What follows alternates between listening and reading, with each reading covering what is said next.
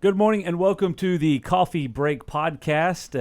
Another exciting episode here. We're having a little technical difficulties. Our camera doesn't want to start. But hey, we're here this morning and we're going to have fun. The Coffee Break Podcast, the whole purpose of it is to share business ideas, practices, and strategies while we enjoy our morning cup of coffee. And today our guest is going to be Kurt Graves from Vistage, and an all-around great guy, CrossFit expert. Not really. All of those things. We're going to be talking about a lot of fun stuff this morning, right after this. We got so much to say. We got a podcast to make. We're sipping on lattes, and it's time for a coffee break. It's time for a coffee break. Oh, yeah.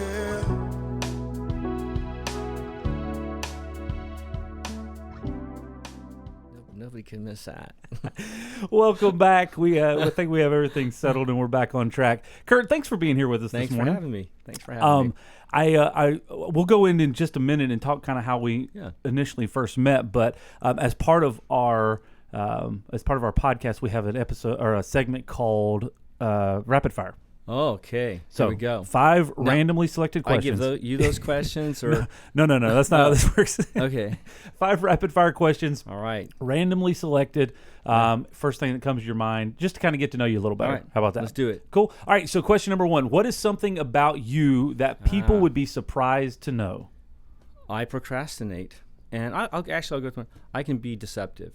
I'm a bit of a deceptive person at times. When I'm low functioning, I can be deceptive. Interesting. Yeah. That's very self-aware. Yeah. Well, I've lived with myself a long time. Could be deceptive. All right. Number 2, what invention do you think will be popular in 5 years? Oh, my gosh. The original question on this is 20 years, but I say No, 5 years, yeah. 5 years is better. I think it's still going to be some form of chocolate chip cookie. Or tube socks. A new kind of tube sock. To totally reinvent the space. Completely random, but I'm betting on tube socks. That's probably, I don't know. Number 3, if you had to use a fake name, what name would it be? Oh, my gosh. That's a great question. A fake name? I think I've already got it. Kurt-O-Matic. Yeah? Kind of Kurt and automatic. Kurt-O-Matic. Kurt-O-Matic. Yep, Kurt-O-Matic. Nobody will ever know it's you. They'll know it's me, but I'm okay with that. They'll experience it. All right, number 4. If you could be one superhero, which one and why? Dark Knight. Okay. That's easy. Dark Knight.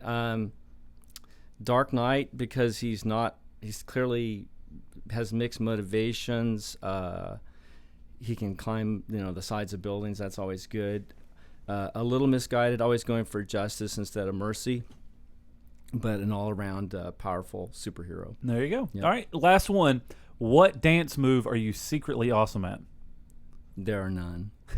There are not a single one, and my wife can attest to that. Yeah. I was going to ask you to demo it if you had one, but no, I don't have. I don't think I have a single dance move. Now I will dance. I think in the right setting, at a wedding, late at night, I'm probably prone to having a dance-off with my wife and a guy named Anthony. All right. Who's a longtime friend. And there may be some kind of running and jumping and sliding across tables if they're available. But I wouldn't necessarily consider That's not necessarily considered a dance move. No. Yeah. I could see it's that. more of a spectacle. Yeah. Just something I do to light up the party. Totally true. That's it. Okay. Well, hold on a second. Let's break this story down. Yeah. So this was a thing.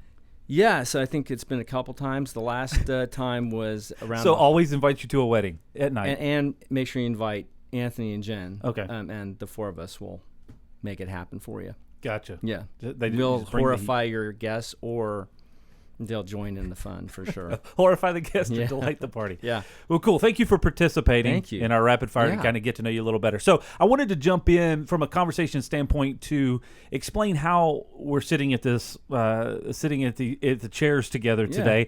I was thinking back on the time and the dates. Oftentimes I get the years mixed up, but it had to have been 2012, 2013.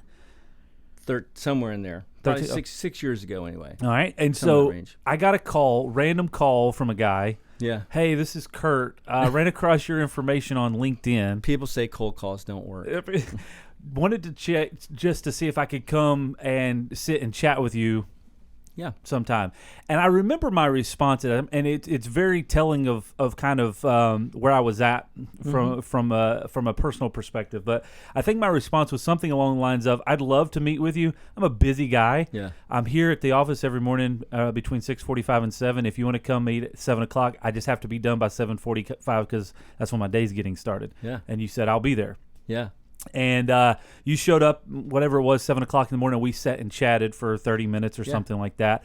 And it was one of those things, walking out of that conversation, realizing that you were a very authentic and a very challenging individual.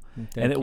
was one that it was like, I don't know how, we talk about this a lot, how and why people come into your life for different reasons. And it was a very, very random happenstance. We didn't have any mutual connections that I'm aware of. And then all of a sudden it was like, who is this guy and what is he about? Yeah. So I guess let's jump into that. Yeah. Why in the world would you just randomly call somebody on? Well, you had your phone number was available to me apparently, and your email, and I could find your company. No, so I work like all Vistage coaches and Vistage chairs do with business owners, and so we're constantly reaching out to folks, trying to find folks that maybe would be fits for these peer groups that we have. Sure. But the reason why the conversation is the way it is at the start is, I would imagine here at Loc-Doc, when you send your guys out with their vans to go to work on a job site or at a building, they show up immediately as lock doctors, right? I mean, they're the specialists. They know, and so from the very first of our conversations, I want to show up as a coach, right? I don't want to be anything but that, because that's where I do add value. And so immediately, I want the conversation to be oriented around you, and I want it to be a combination of care and confrontation. Yeah. Because that's what coaches do. Yeah.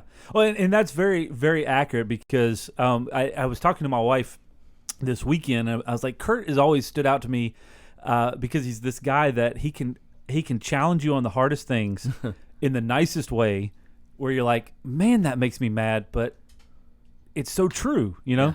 and you can handle it rather than just get mad and walk away from it. I guess that's been my experience. Yeah. So with that, there's some of these, and I think I told you this when we were talking the other day, but the exposure to what you have brought Loc-Doc and Chris and myself to with Vistage, and with some of the things that you may or may not have even been aware of, but you had invited us to one of the conferences, and we ended up hearing a guy named David Marquet speak, and He's then we got awesome. a free copy of the book, Turn the Ship Around, that sat on the shelf for about a year and a half or something like that, until I was just, we were both, I guess, at a point of frustration, and started reading it. And it really kind of set the trajectory and transformation of this organization. Yeah. That, and the other thing that I was thinking about this morning is a couple of meetings that you and I and Chris had together. You uncovered some of the challenges of partnership and the challenges of kind of communication. Yeah. Which also unlocked he and I doing some personality assessments that opened up a better way to communicate. Yep. So you have had, in a very direct and indirect way, I guess, you have had a very huge impact on this organization and its growth without even being directly connected or directly involved. So, let's try something. So, so that was 6 years ago. Yeah. How many trucks did you guys have then? That was back in 2013. So we were, six-ish? we were around 6. And I think we were really trying to work and figure out how you could kind of scale that, and Yeah. because you had unlocked this idea that, like, really to drive the business, you had to be able to handle that growth, and that truck is a pretty expensive investment, both in terms of finding the right person that you can entrust a pretty expensive asset with, right? Yeah. A moving, really asset, really expensive. And so, so from 6 to 16 in just that few of years, and it's been amazing for me. You know, I drive up and down the freeway out here, and to see the the sign change and the number of vehicles, and what you guys have done has been fantastic. So that's a testament to your desire for growth, and you can't walk in here without feeling the culture and that this is a great place to work. I mean, I walk into a lot of places and I can feel it in the room, and to come in this morning and see that you've only gotten better and gotten better with people is pretty cool. Well, it's interesting, and I appreciate the compliment on that, by the way. But it's pretty cool. It is very always exciting. improving. It is very exciting. Part of that was a self-awareness of where we were failing at a leadership level. Yeah. And that was something that we gained perspective on. I don't know that in those specific terms of our conversations that it really unlocked it, but it started something. Yeah, we can't. So what coaches work on, or they should be working on, is not providing solutions. That's for you guys to do. But what coaches really should be doing well is helping people to become aware of their opinions, beliefs, and assumptions.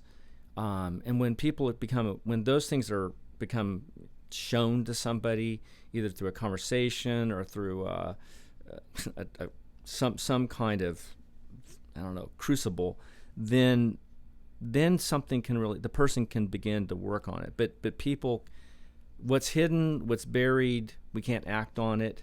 And so what coaches are doing is trying to create conversations that bring that up in people so they become aware and give words to it themselves. So one of my initial questions for you was, what do you see a coach as, or what is a coach to you from at an executive level? Because I think you just kind of described that a little bit. They don't give you the answers, but how does that look for you on a day-to-day basis? So thank you. I would say that most business owners and CEOs are lonely, and they're alone both, and they feel that, and because they're in the midst of that aloneness and loneliness, they can't get, people aren't asking them questions. So here at Loc-Doc, at the end of, I don't know, the 15th and then the month, however it is you pay, people get a transfer into their payroll account, and that comes from you.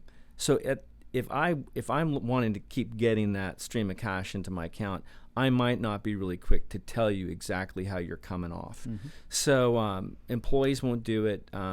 So you're alone, you're lonely, and it's with you all the time. You have capital. You feel a lot of pressure around being have a responsibility to families. And so I think what a coach can come in and do is being aware of that and help to see where that aloneness and loneliness is showing up, and getting the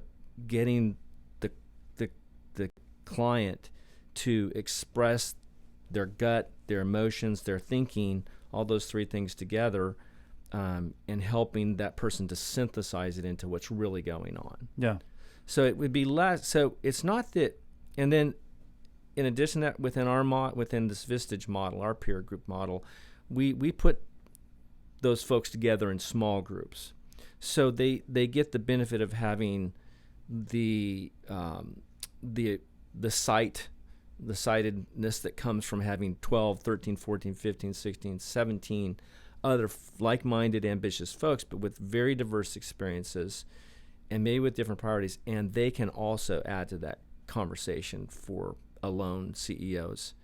And then we have some content expert speakers as well that we line. So all those things together let people over a long period of time work on their opportunities, their challenges, and frankly, their character defects. Yeah.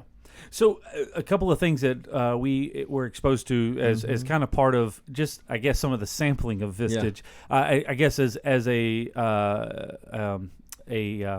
what's the word I'm looking for?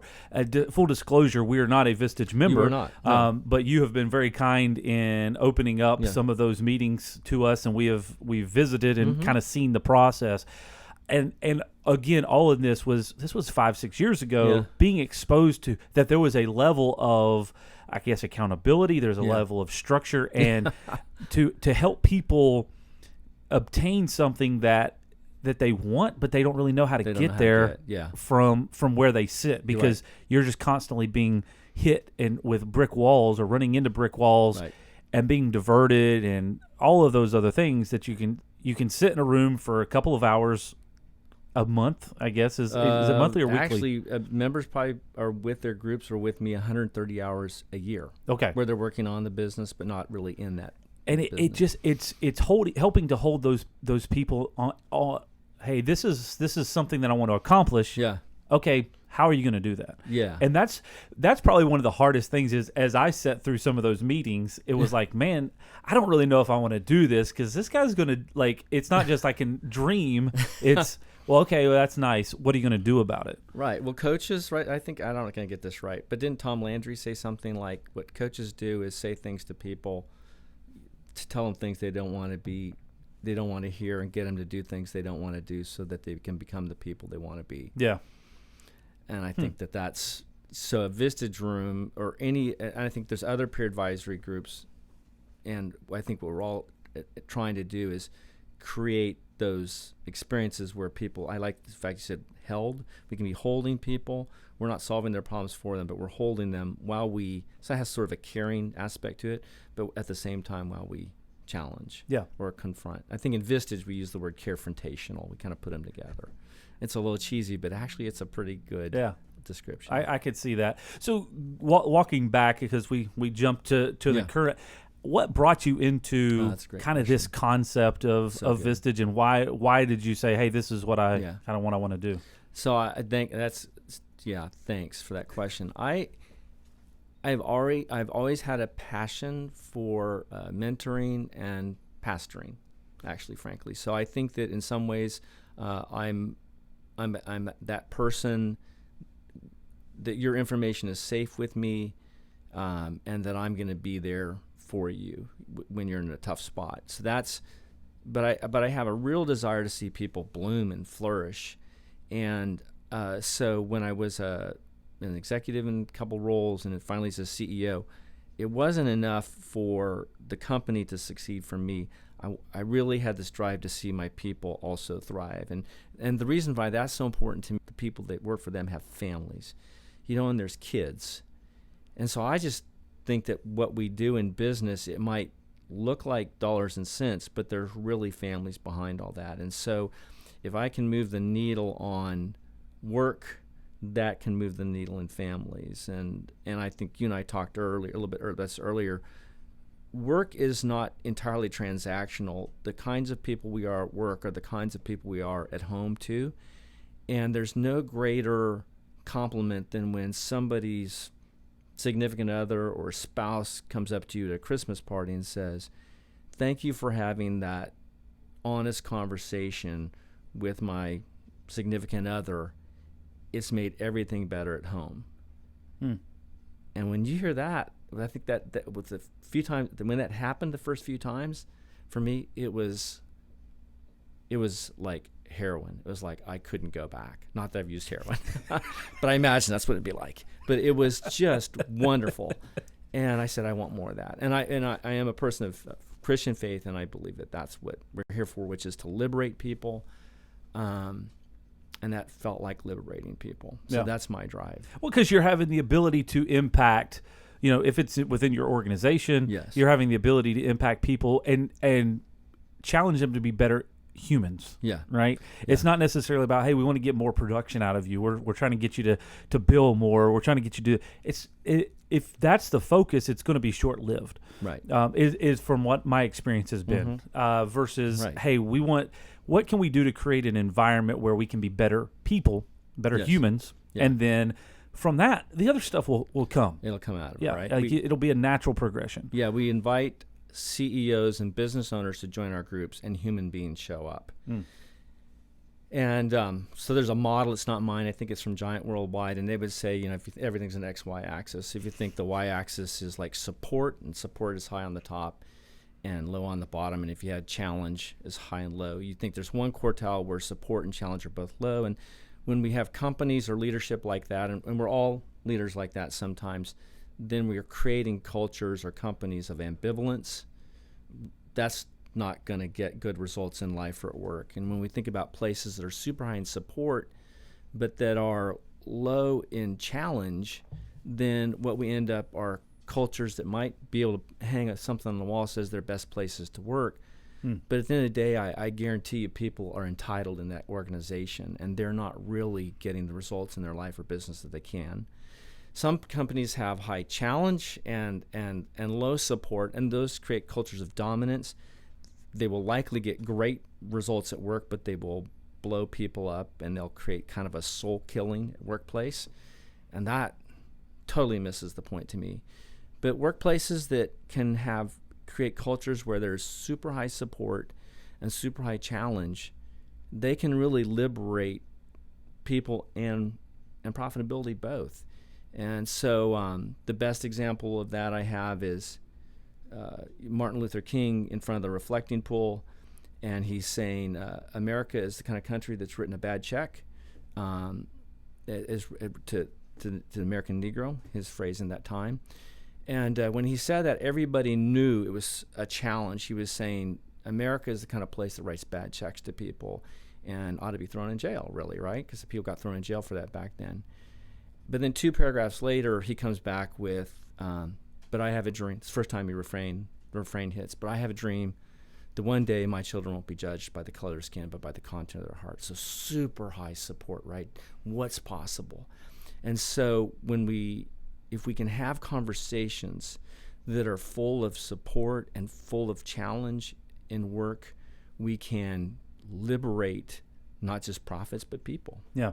And that's what I'm passionate about. Right there. It's crazy. So we were talking about this before, but I just started on the book Radical Candor. It's fantastic. And when you mentioned the XY axis, that is like what's on hers? Candor and well, but she mentions the XY axis factor in like the first 4 chapters in various ways, and I was laughing about it, and while you just said it, it made me even think about it even more. I'm like, I just need to get a dry erase board in my office that has an XY axis on it permanently. Stopping you. And then let's do accountability. Let's walk out and do it right now. It'll be done. Just always have it available so you can erase whatever it is and reset it and be like, okay, because it's interesting when you start having a conversation with somebody about anything, it relates. Right, so you can say, well, how are we in this quadrant versus this quadrant? Like, show me on this as a visual where it lies. Yeah. And it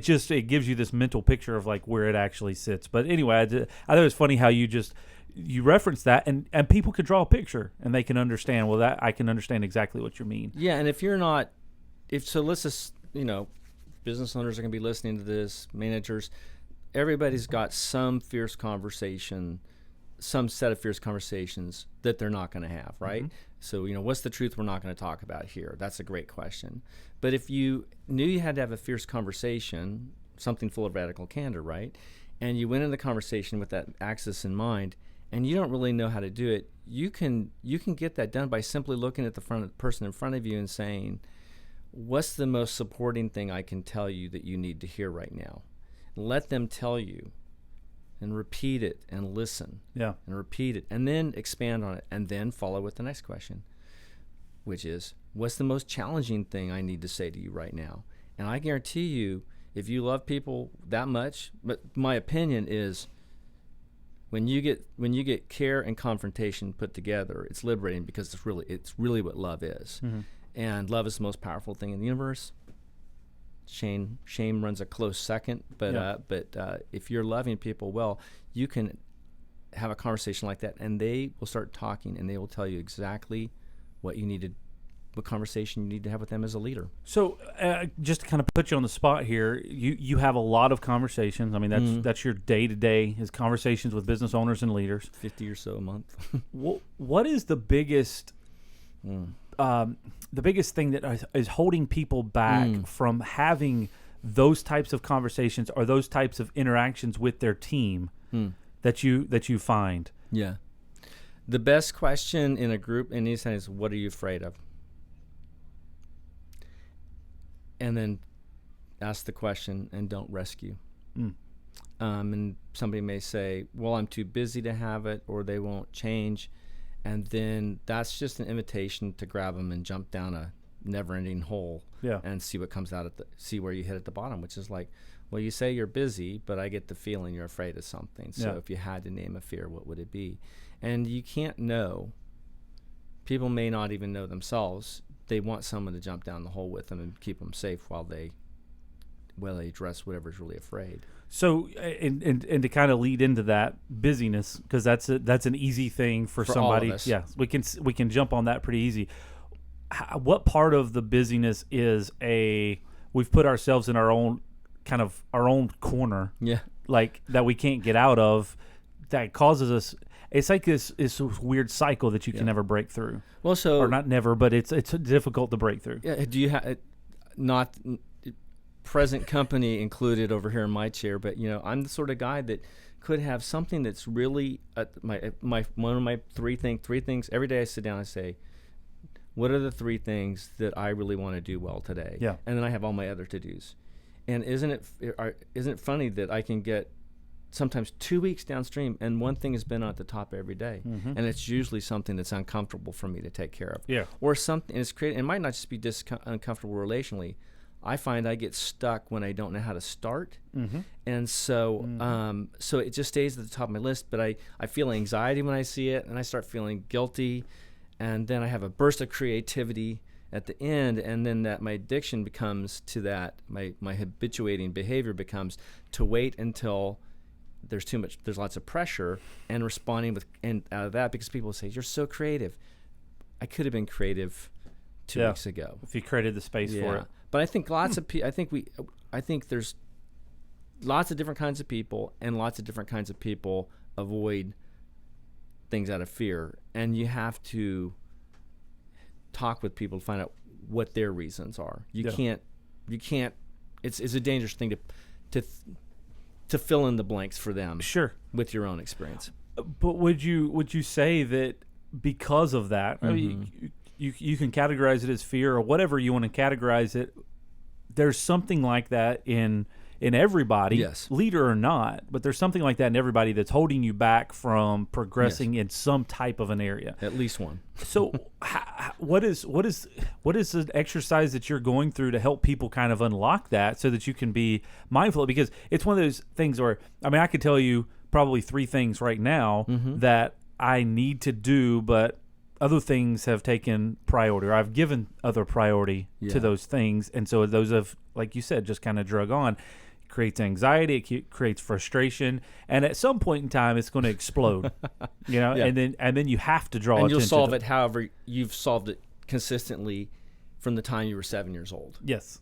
Which is procrastination, right? Which or is the key to it. Taking control of it, or get super organized. And you'll ultimately take control of it in a way that is patterned after your story from the time it's 7, 16, and 25, right? Yeah. So there's a gal, Mary Lore, and I've never met her, but I've heard this quote a million times, and I think that it applies here. She says, "Take inventory of your beliefs, opinions, and assumptions." Beliefs, opinions, assumptions, because they are the seeds of your intent. And so So once we have an issue, how do I blank? We have the opportunity to solve it cognitively, and we should always do that in a thorough way. But the big opportunity is where you're headed, which is how do we get a conversation going where we examine my beliefs about, I'm a step skipper. I mean, that's definitely something in my bag. And I had another coach call me out one time and say, I was telling him I was planning on starting my second group before I'd really even finished the first one. And in front of all my peers, he said, how long have you been a step skipper? And I felt shame, and I said, I don't think I am a step skipper. And he said, no, but you're skipping steps. And I got a little bit tougher about it, and he came in a little bit more tougher and loving. And at the end of it, about a day or two later, I woke up and I remembered a story from as a kid, as a Boy Scout, in a competition where you were supposed to send a semaphore message across the river.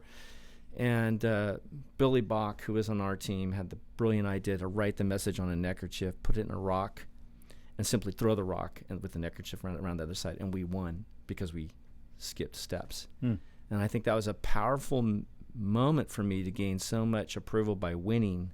I love to win. and that has impacted my behavior to this day. And so being called out on that, being seen by somebody, and still being loved, began the process for me to say, well, I'm afraid people aren't going to like me. So I'm like, no, Bill likes me still, even though I'm a step skipper, but he loves me enough to not let me not see it anymore. Yeah. So I think the conversations then are about, what is the belief? You know, where was the event? Are there some events that led you to this belief or this opinion or assumption? And if we can examine those, then there's a way to say, I mean, Chad, you're the most creative person I know. You can be creative enough in this moment that you don't need to procrastinate. Yeah. What's really stopping you? What are you afraid of? Yeah. And so I think that, I'll shut up after this.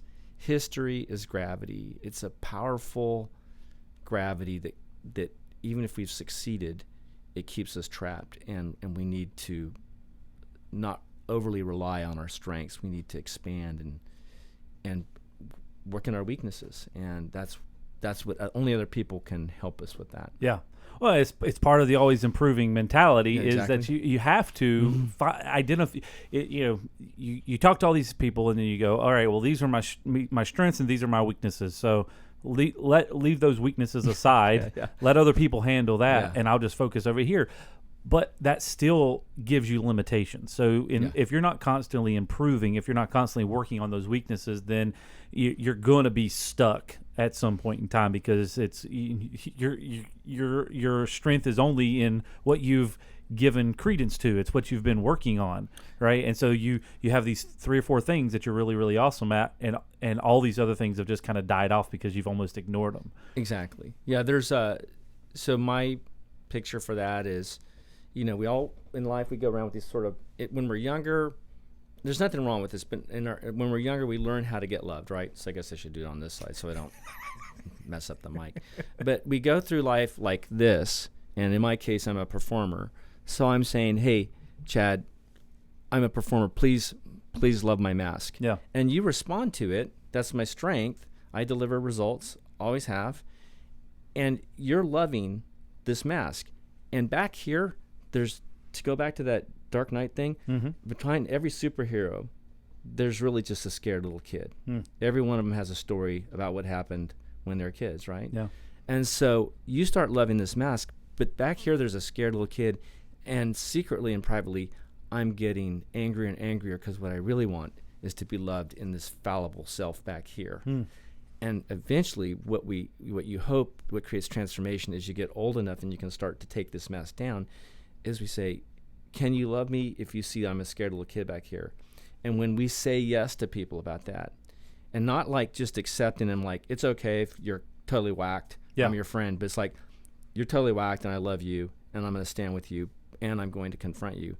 Then we learn to take this mask down, and this self that's behind the mask, who we were always created and intended to be in our creation, can begin to expand. Yeah. And that's going to make you more powerful as a CEO or a business owner, because you will be fierce and you will be unafraid, and you will go into all the dangerous spots that you never went before. You'll go right down your weaknesses. So if you know that you're the person that completes sentences, you'll become the kind of CEO or business owner that can say to people that work for them, from the top to the bottom, please call me out every time I complete a sentence. Yeah. Look, every time you catch me thinking about what I'm going to say before you finish, tell me you see it. Call me out. And that is what makes us strong. Yeah. And it's our weakness. We're strong in our weaknesses. It's interesting from a executive coach perspective. It sounds like, if I were to sum it up, it's helping people to be self-aware, so that they can accomplish more. Yes, and the main tool is a conversation, to quote Bruce Coburn, that looks like a chainsaw and a velvet glove. That's the best tool, right? Because they've invited you to come in and punch them in the head. So you're like, I'm here to punch you in the head again, and I'm going to hug you at the end. Yeah. And even more importantly, can I put you in a room with 12 other like-minded people, or 18 other like-minded people that will do the same, and you'll all be doing it for each other. And together you'll bond, and it's kind of the epic story. Well, as always, Kurt, great conversation. Thank you. Challenging conversation, eye-opening, right? So definitely appreciate that. I want to be very mindful of your time, so we'll kind of tie a bow on this, because I think as a whole, one of the things that you bring to the table is the ability to communicate, and you be very aware of the real struggles, the real trials and issues that business owners and leaders and managers and anybody that's wanting to grow as an individual has. And so I've seen you do that in not just this realm, but in other realms, obviously. And you're one of those guys that's an encourager of people, and a challenger of people to grow better. So I really appreciate you taking the initiative to reach out to me 6 years ago, and obviously for coming by today and having this conversation. You have been a huge impact on this organization in just the short amount of exposure that you've had. So really, really appreciate that.